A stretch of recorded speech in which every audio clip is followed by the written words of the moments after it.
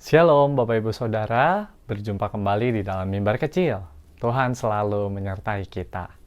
Bapak Ibu, pernahkah Bapak Ibu merasa gregetan karena melihat aktor atau aktris melakonkan adegan di dalam sebuah sinetron misalnya yang tidak sesuai dengan kehendak Bapak Ibu?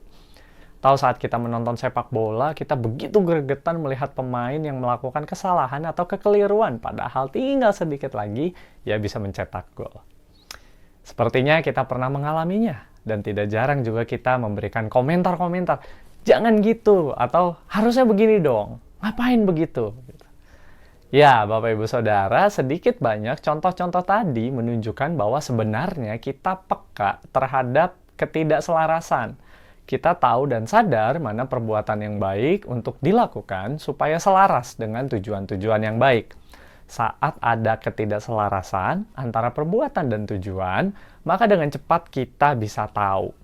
Dan bukan hanya tahu, kita juga bisa memberikan komentar-komentar bagaimana seharusnya hal tersebut dilakukan.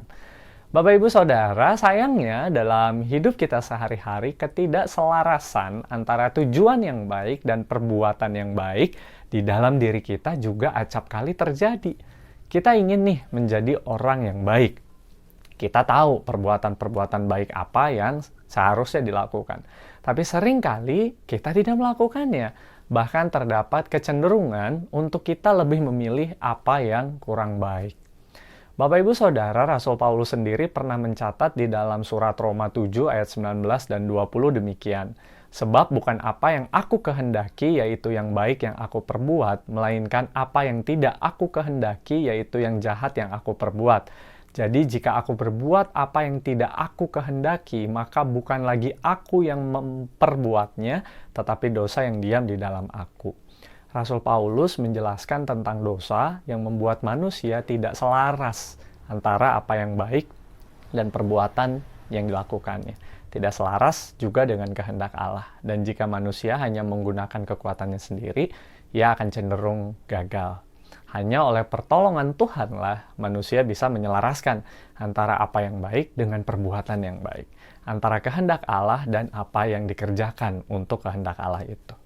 Nah, Bapak Ibu Saudara sekalian, bukankah kita juga cenderung bergumul akan hal ini? Dalam setiap keputusan-keputusan yang kita ambil, dalam segala pilihan untuk berbuat ini atau berbuat itu, dalam setiap pergumulan yang berkaitan dengan pekerjaan kita mungkin, atau keluarga kita, atau apapun itu, kita kadang menimbang mana nih yang terbaik yang kita harus lakukan. Tapi sering juga kita gagal memilih dan cenderung memilih yang jahat. Mari Bapak Ibu kita belajar menyelaraskan hati dan tindakan kita sehari-hari seturut dengan kehendak Allah. Dan kalau kita gagal menggunakan kekuatan kita sendiri, kita harus memohon pertolongan Roh Kudus. Memohon Sang Sumber Rahmat itu agar memampukan kita untuk menyelaraskan hati kita dengan kehendak Allah, menyelaraskan perbuatan kita dengan apa yang baik, seturut dengan kehendak Tuhan. Amin. Kiranya Tuhan memberkati kita semuanya. Mari kita berdoa. Bapa di dalam surga, di dalam pilihan-pilihan hidup yang sulit, kadang kami salah memilih, kadang kami memilih apa yang jahat, bukan apa yang baik. Padahal kami rindu untuk melakukan apa yang baik seturut dengan kehendak-Mu. Ya Tuhan, kiranya Engkau menolong kami untuk melakukan itu, sehingga segala perbuatan kami berkenan di hadapan Tuhan. Sehingga apa yang kami pilih bukanlah apa yang jahat, tetapi apa yang baik, karena Kristus telah menebus kami, Kristus ada di dalam hidup kami, dan biarlah kami mendengar suara Tuhan.